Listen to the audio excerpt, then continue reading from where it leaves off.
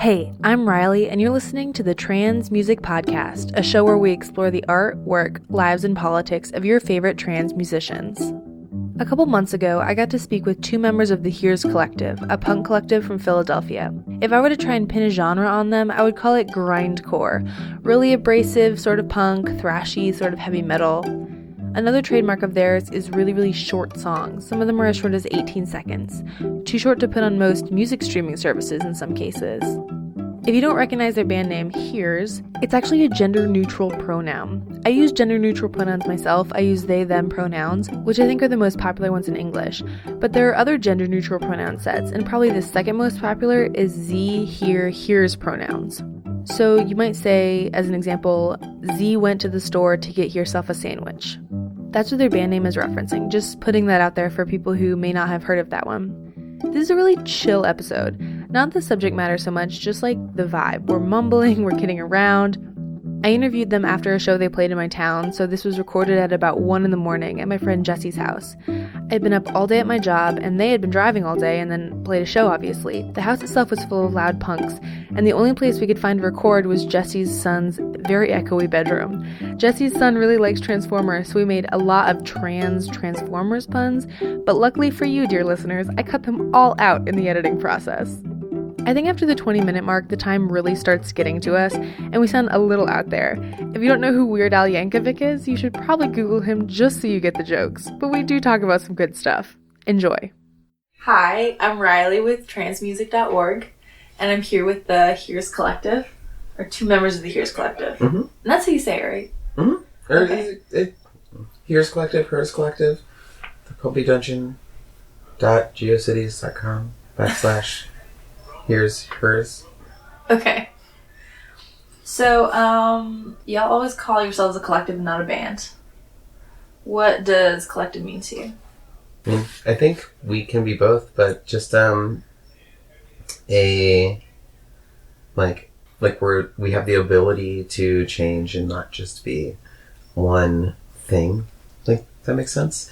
We can do weird stuff, or like add folks to the mix, or have people come in and out. There's like not one main person, or like not one main idea.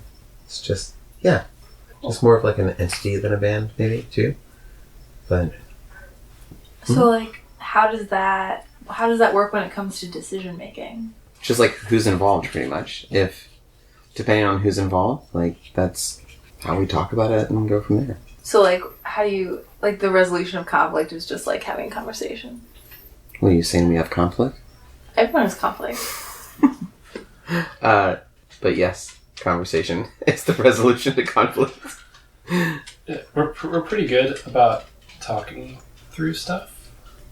You know, we're like old and like mature-ish, at least when it comes to like talking about our feelings and stuff like that. So it's just kind of like, we're usually pretty good about being like, hey, I wasn't really into what you just did. And just be like, oh, I'm sorry, why? And then we're just like, because it made me feel this way. Oh, I'm sorry, that wasn't my intention. I don't know, we're like nerds like that, I guess. I agree. I like being a nerd.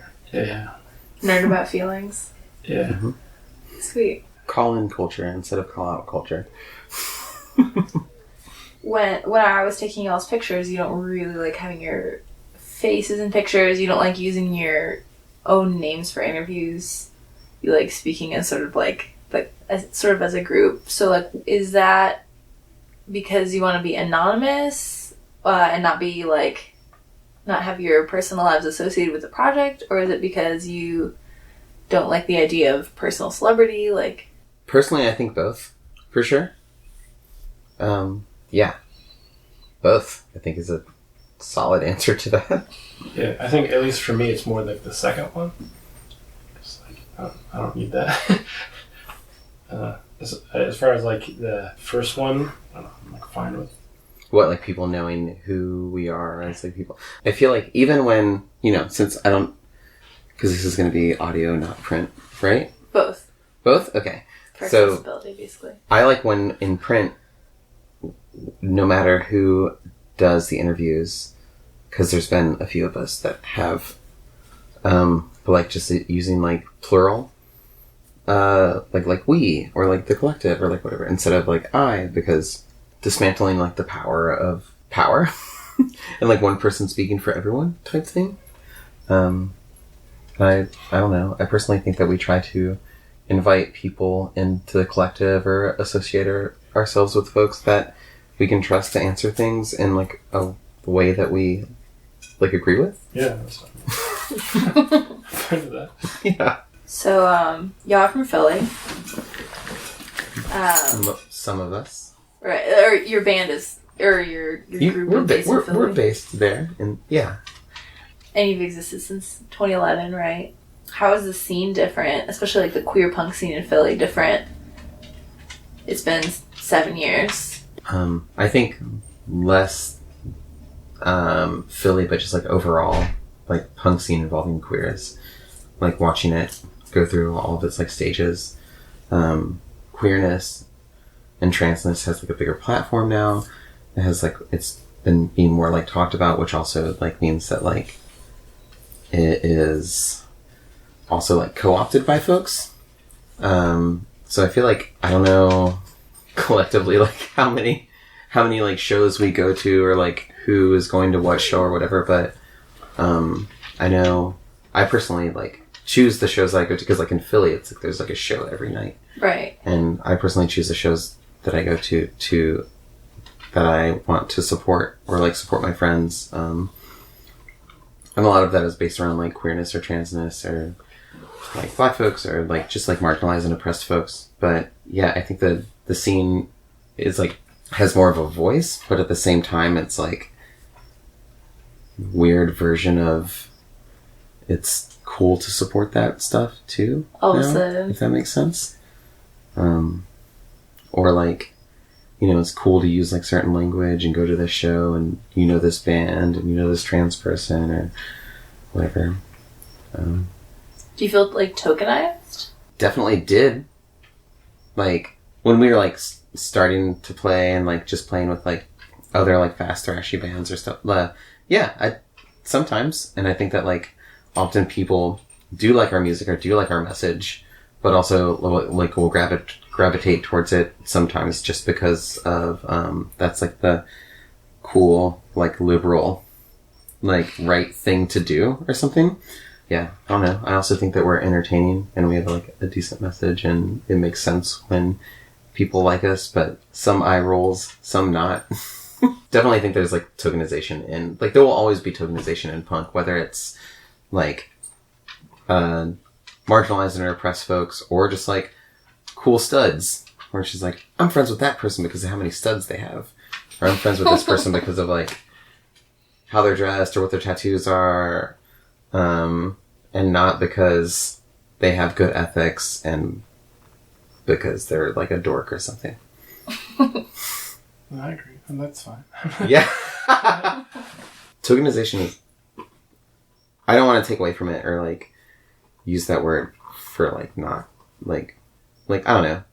It's cool to be cool, and people will always like follow what's cool or like right or like hip or like whatever's going to get you the most like punk points, or like I'm a good person point.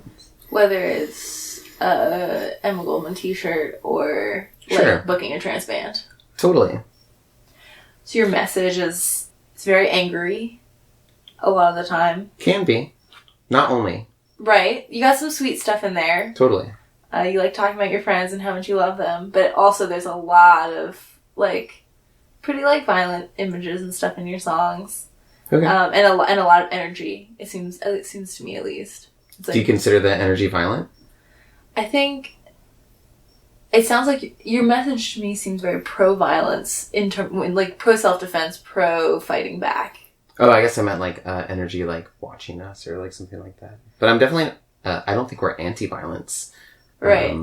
But also very supportive of like de-escalation and like violence not happening. But I think violence is also very important, and not only as a last resort, but like sometimes like as a main like thing. But yeah. So how do you maintain that like level of passion and anger and like almost like a revenge kind of feeling, but then also like live a normal life and like keep the rage from consuming you?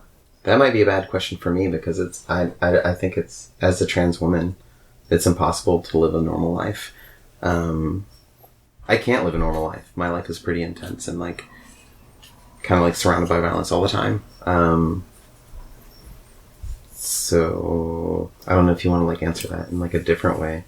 Yeah, like, I mean, for me, it's like you have to like live life. Like you have to work and like do like normal stuff, and then like I feel like this group is kind of a way to like channel that, and so it's like I feel like as people we're pretty like, at least I'm like pretty mellow, but then like when we play, it's like a chance to like break out of like our normal lives and just like let it out. Not only when we play, but like when we write, like to get across like our feelings that we don't get to like share with people every day, like through like normal, like just like talking to people. I guess that's what my question really was, is like, how do you maintain like, you know, good mental health and like, and sort of a sense of maybe inner peace, and then also like really channel these angry feelings on such a frequent basis?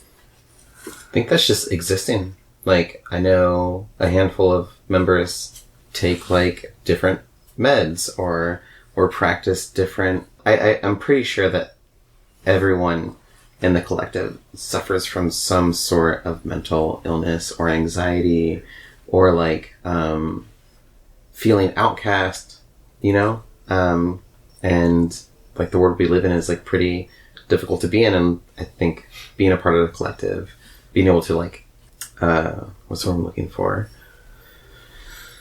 Talk about it openly, or just like use it like music and art as like as an antidepressant, as like an anti-anxiety, as like a way to like get everything out. Like that's a huge part of the collective as a whole. But not only that, but like reaching out to folks too and being like, yo, we suffer from this. Like going back to the celebrity shit, like we're not cool. We're not cool. We're not like better than anyone or like healthy and great and just like up there doing like, we're here and we're doing this. You can too. This is what keeps a lot of us alive. This is how we get a lot of our shit out. Yeah. That's what I was going to say too, is like it's easy to like keep angry. Like there's plenty of things to constantly always be mad about, but then I feel like this group is like a way that we cope with all of our feelings, the things that we're upset about. Yeah. And lots of times, at least for me, I feel like I like repress feeling probably more than I should to cope. Yeah. But then this like is like a little bit of a platform to kind of let out some of those feelings that I try to not let poke out in my regular everyday life. And like it's like pretty like a lot of that stuff we talk about not necessarily in a literal way, but a very like open way. And medication, there's so many different types of medication, and this is definitely one of them for me. We do have like a handful of like positive songs. I think we have like more than a handful of positive songs. Yeah. So kind of like we can. It's like there are lots of things that we're mad about. There's also a lot of things that we're just like, there are some good things happening. Totally. Or I guess like what I was going to say is, not trying to make it sound like more important than it is or something, but like I know a lot of us like struggle with being in public or like social anxiety and stuff. And I've like definitely struggled with like not feeling like I'm being like active enough in like our, like the world of activism, like whether it's like protest or whatever. But I also think that us writing things and releasing things and speaking to people or doing interviews are their own forms of like activism and protest and support, and like just being like, we're still alive. That's a very positive thing. Like it doesn't mean it's not super hard, but we're here, and like we're like, not only are we here for like each other as a collective, but like we're here for like we're playing shows because it feels good to us, but we know that there are other folks that it feels like that it's empowering for. Like, I don't ever want to, like, think that we're entitled to, like, people coming to shows or, like, people are gonna, like, I don't, like, that's not why we play these shows. Play them because it feels good for us. And, like, when we find out that other people are getting something from it, it's just, like, this big spiral of, like, what? You like that? I like that. You like that? Like, oh my god, oh my god, oh my god. Or like, you hate that? I hate that. or just like, you feel really uncomfortable in that situation, so do I. Yeah. So it's like, I at least I hope we can kind of show people that, like, it's normal and it's okay to have feelings that are sometimes considered negative. Nice. Yeah. I'm gonna leave that in. I hope so. For sure. I'd be really upset if you didn't. So, this is my most inane question. So y'all reissued your first 100 songs in, like, from like the beginning of your band. But on the Bandcamp, there's only 99 songs. Mm-hmm. What's the 100th song? We removed one. Oh, okay.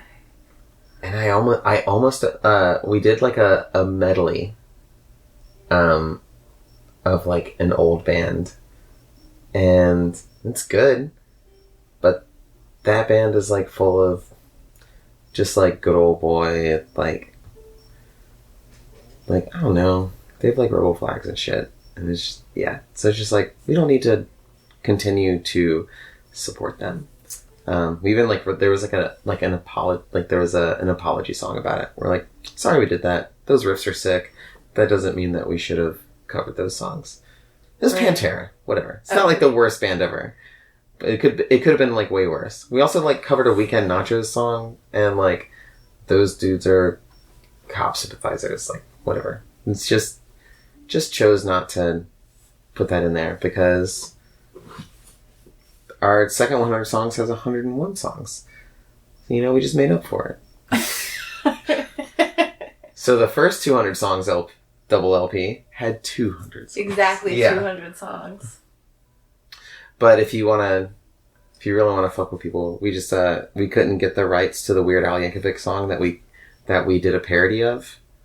Yeah, we parodied a Weird Al song, but it ended up just being. We just changed it back to the normal song. You parodied it by, like, singing the original? Well, yeah, we just unparodied it. Oh, yeah. Okay. I don't think that's a parody. I think it's just... What if there's accordion on it? Just a cover. I think that's just a cover, but maybe a little worse. Tell Weird Al that. Okay. You know what? Hey, Weird Al, if you're listening to this right now. I love all of your polka medleys. And I am only one of 69 HIRS collective members, but... Weird Al, I like some of your stuff. Your whole, like, fascist imagery is cute thing you've done recently. Not into it. Not into it, bud. I did not see that. I went to a Weird Al concert with my 12-year-old brother. Oh, and no. It was like... Totally. I'm sure you have a brother. You didn't go to it by yourself. Yeah. And there was a picture of him, like... Like, it's like North Korea thing stuff, right? Yeah. And it was just like, this is... I forget what it's called, tasteful. But there was a... So... Damn it. Okay, well, that's relevant. So... You're ruining all of these things for me. As you grow and change as musicians and people and, like, work on your ethics and, like, find new collective members who have new perspectives on things, and you're like, oh, we fucked up in 2012 with this song, but, like, there's, like, 45 vinyl copies of it in someone's basement. Like, what do you do about that? Like, what's the strategy? Write a song that apologizes for it and be accountable for it.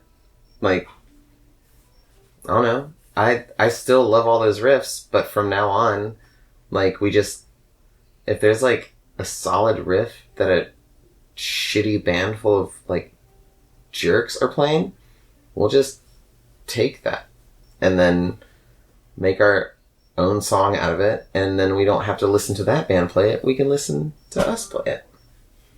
But also, like, apologize for, like, I don't know, we're sorry for that. But, yeah, just be accountable. And steal from assholes. It's also hard to be original. Yeah. Like, there's nothing original. There isn't, like, there is creative. Mm-hmm. And I think that we do creative things, and, like, that we, like, try to do things that aren't boring. I think that we've written songs that are original, but I also bet if anyone was ever like, oh, this one song that you wrote, that you, like, there's this other song that sounds exactly like it, I'd just be like, oh, well, that makes sense. I really hope that no one ever says, oh, that new HIRS record sure sounds like their old record. Like, I hope that we're always doing things that maybe are creative or, like, that feel good to hear, that just aren't boring. Always have one part that sticks out in every song. Even if they're 30 seconds. Absolutely, if there's 30 seconds. Have you, like...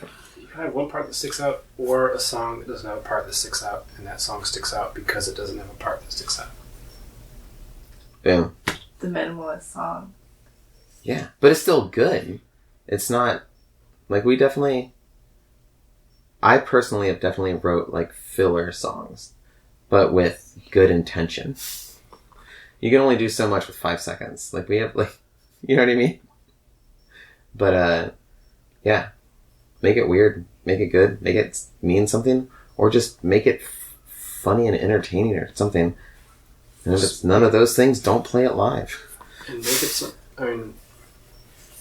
make it something that you enjoy. I don't know. Yeah, totally. We've never done anything like that before, but it's like, there are definitely bands that are like, that'll write for their fans, and we're just like, we just have to write shit that we like. If we don't like it, yeah, that's it. Like, then we're throwing it away. I've, like, done silly, like, we've done, like, silly, goofy, weird stuff, but I think that we've always been like, yeah, that was fun. Even if, like, maybe not even the songs, but, like, the project itself or something. Like, just at least the idea of it. Like, if you're doing it for someone besides yourself, and you're not getting, whatever. I was going to say if you're not getting a whole bunch of money, but then I guess that just makes everyone doing it for a whole bunch of money. It's whatever.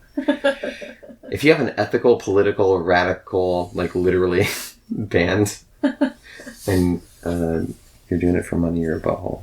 So everyone needs to eat and whatever. But, what's that? I mean, everyone needs to eat, but...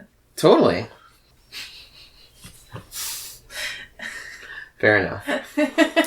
However you get the agenda out there. As long as it's a good one. Fucking do it.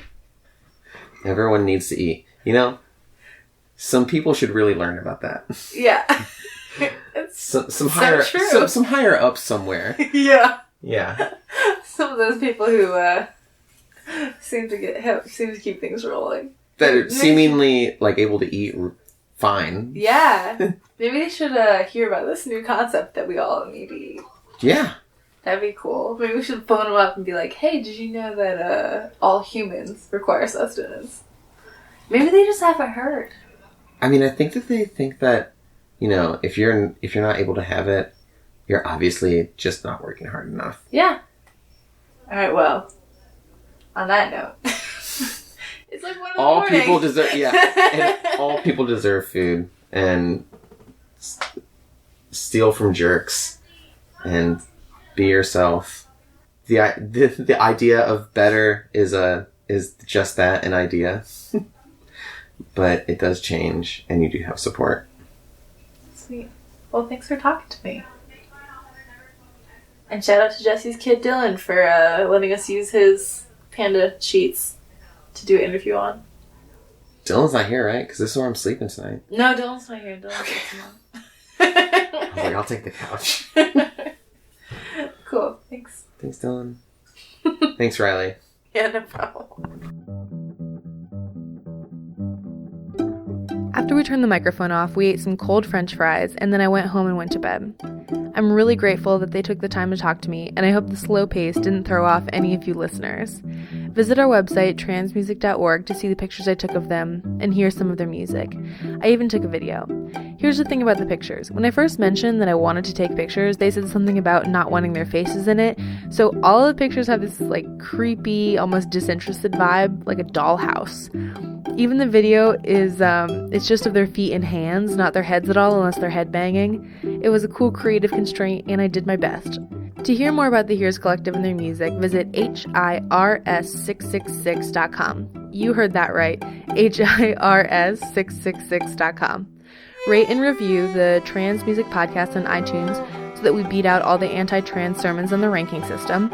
And thanks for listening. Subscribe to us if you can, and go check out transmusic.org for new trans music daily, or weekly if I'm having a bad week. This week I just posted one. Sorry, y'all. See you later.